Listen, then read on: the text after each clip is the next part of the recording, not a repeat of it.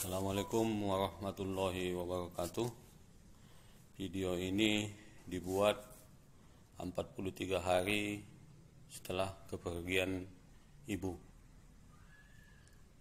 Dari tanggal 17 dan 18 Desember pemakamannya. Hari ini tanggal 30 Januari 2023. Terkait perjalanan takdir. Setelah kematian ibunda, pemakaman hari Minggu, saya sudah lama tidak bermimpi kepada ayah. Pengen kali saya bermimpi kepada ibu, tapi itu tidak saya dapatkan. Malam Senin, malam Selasa, malam Rabu itu tidak dapat. Malam Kamis saya bermimpi dengan ayah.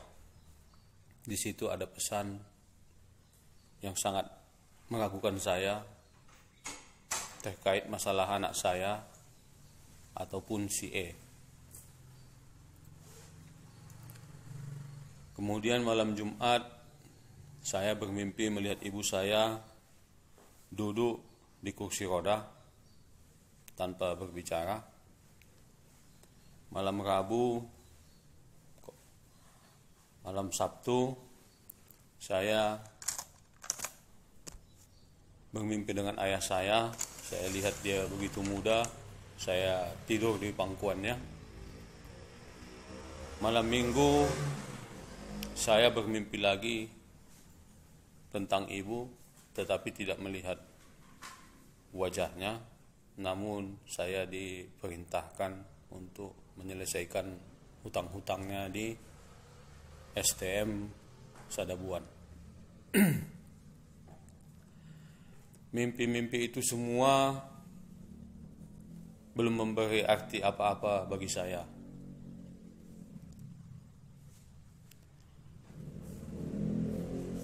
Ada satu juga yang menarik. Sekitar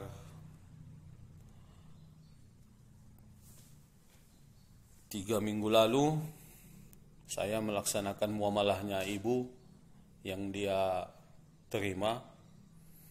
Sebelum kepergiannya, saya selesaikan. Untuk menyelesaikan itu, saya juga bermimpi dengan ibu.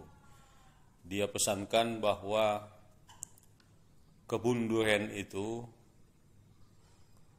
termasuk ikut dijual. Itu pun tidak memberi arti yang begitu luas kepada saya saat itu. Saat melaksanakan pengukuran tanah, saya menganggap itu hanya sebuah restu, bukan tanda-tanda yang khusus begitu. Tetapi berjalan waktu, mimpi-mimpi tadi semua memberi makna kepada saya.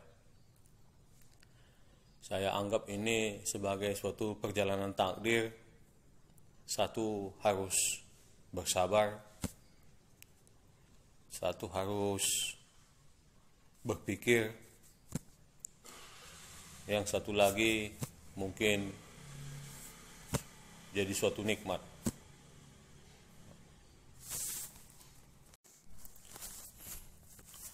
Saya mulai dari muamalah ibu, dari belakang saya mulai.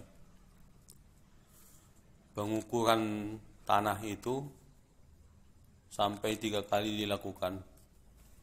Sekali oleh pihak pembeli, yang kedua bersama-sama. Untuk yang kedua terjadi kesepakatan luas.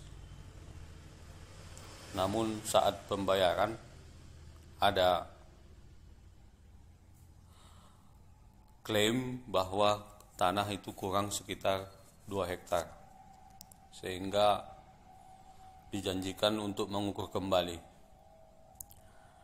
Setelah pengukuran itu, kita coba hitung, ternyata hasilnya masih seperti yang awal.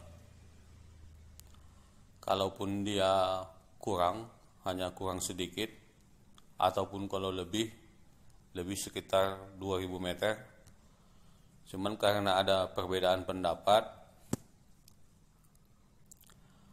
pihak pembeli meminta toleransi saya untuk mengembalikan sekitar 5 juta pengganti uang surat. Namun setelah saya lunasi itu, saya kembalikan uang yang 5 juta, saya periksa kembali file-file yang pernah dia kirim. Ternyata hasil pengukuran saya 2100 meter keliling, mereka sendiri menghitung dengan alat mereka itu justru mencapai 2700 meter. Sedangkan saat pengukuran mereka itu cenderung untuk bertahan di 2000 meter. Kita memakai alat ukur meter manual, sedangkan mereka itu memakai handphone dengan sistem GPS. Alhamdulillah hasil musyawarah kami selesai dengan pengembalian uang 5 juta. Ini saya anggap itu pesan ibu yang tadi, bahwa kebun durian itu ikut dalam penjualan. Kenapa kebun durian? Karena tanah yang mereka beli itu untuk 3 orang. Dan yang berkeras untuk menyatakan bahwa jumlah tanah itu kurang adalah orang yang akan memiliki kebun durian itu atau pembeli kebun durian itu.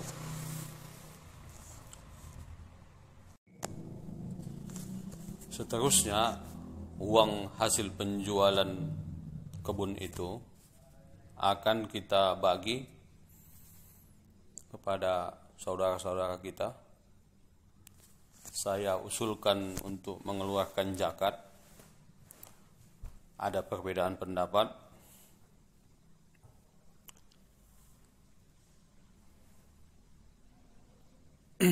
Kemudian saya belum membagikannya karena terkait dengan muamalah yang ditinggalkan ibu di sekolah.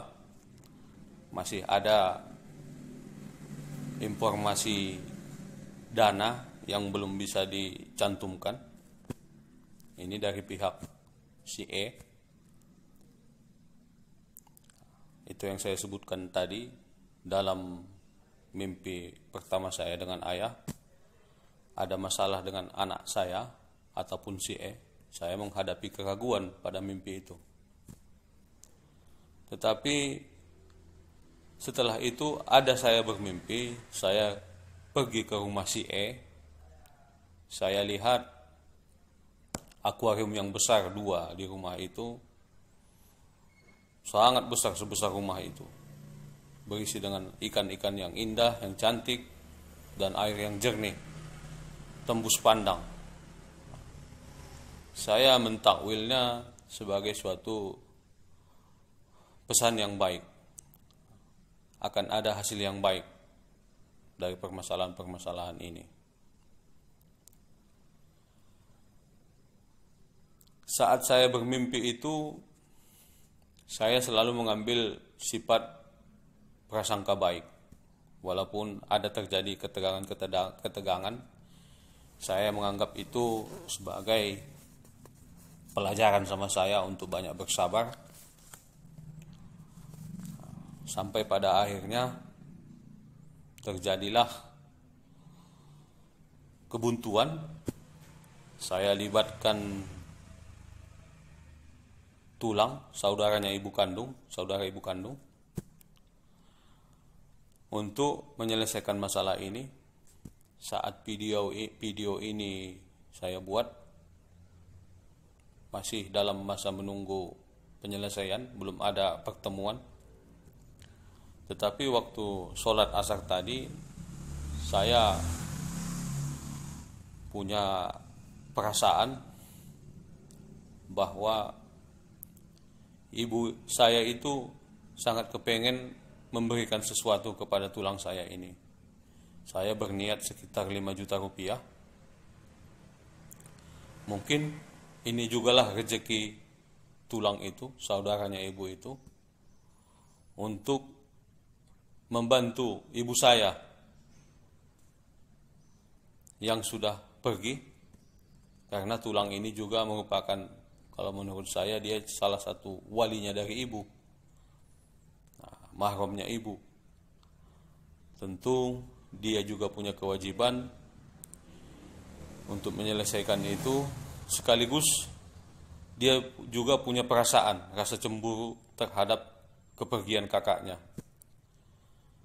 Bukan mengharapkan sesuatu dari kakaknya, tetapi alangkah baiknya kalau permasalahan ini selesai, saya akan menyampaikan sesuatu kepada tulang, memberikan sesuatu kepada tulang, yang merupakan bagian dari muamalah ibu.